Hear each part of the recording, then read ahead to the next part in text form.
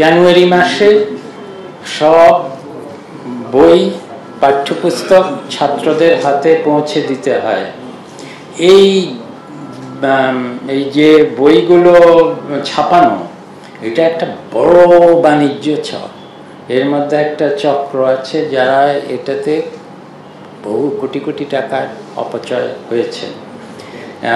কিন্তু সময়টা প্রচণ্ড কম। আমাদের যদি সময় থাকতো তাহলে পুরো শিক্ষাক্রমকে সাজিয়ে সেভাবে নতুন বইগুলো দিতে পারতাম। সেটাও আর নতুন শিক্ষানীতি করতে তো আরও সময় লাগবে। আরেকটা সমস্যা হলো যে নতুন শিক্ষাক্রমে এখনই অনেকে ঢুকে গেছে।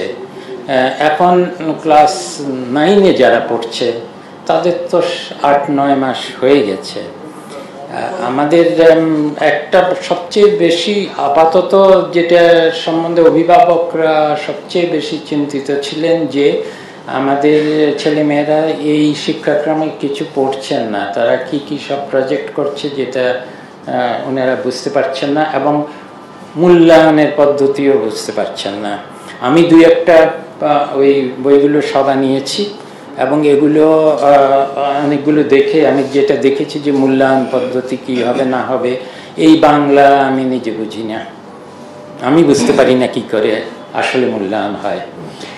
কাজেই একদম সবচেয়ে আগে হলো অন্তত পরীক্ষা দিয়ে মূল্যায়নটার ব্যবস্থা করতে হবে। ক্লাস 9-এ যারা আছে তাদের তো অনেক দূর হয়ে গেছে, কিন্তু এই মূল্যায়ন পদ্ধতি না দিয়ে অন্তত কিছু পড়িয়ে মূল্যায়নটা পরীক্ষার ভিত্তিতেই যাতে হয়।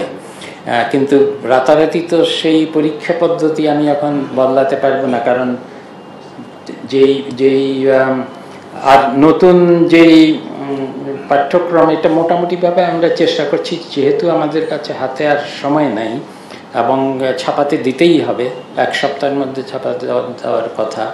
সেখানে আমরা আমাদের কাছে যেটা আছে সেটা হলো 2021 সালের আগের যেই পাঠ্যপুস্তকগুলো আছে এগুলোকে ছাপানো যায়। কিন্তু এগুলোকে ছাপাতে গেলে যেহেতু কিছু দূর পর্যন্ত যেমন প্রথম দ্বিতীয় তৃতীয় শ্রেণী পড়ে ফেলেছে, সেগুলো তো ইভেন ওগুলোর মলাটাও যা লেখা আছে সেগুলোরও সংস্কার করতে হবে। পিছনের মলাটে লেখা আছে অনেকে দেখবেন,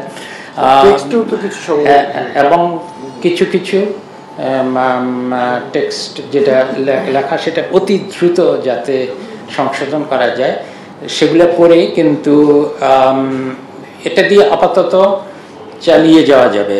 আমাদের আসল সমস্যাটা হবে নতুন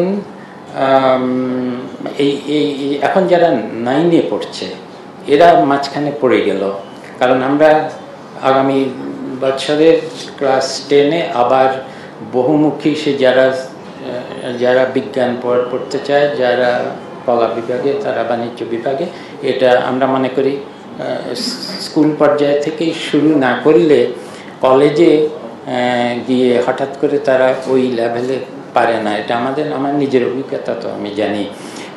এজন্য সেই পাঠ্যপুস্তকগুলো আছে, কিন্তু সেগুলো তো একটু পরিমার্জন না করে এখনই দেওয়া যাচ্ছে না। কাজে সেটার আমরা চেষ্টা করছি, এবং যত তাড়াতাড়ি পারি, যেহেতু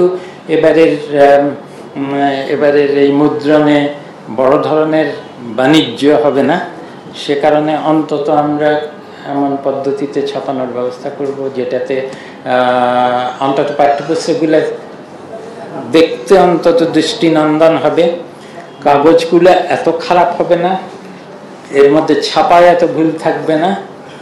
এটা সরকারি যে প্রকিউরমেন্ট পলিসি আছে না, এগুলো তো আমলাতান্ত্রিক।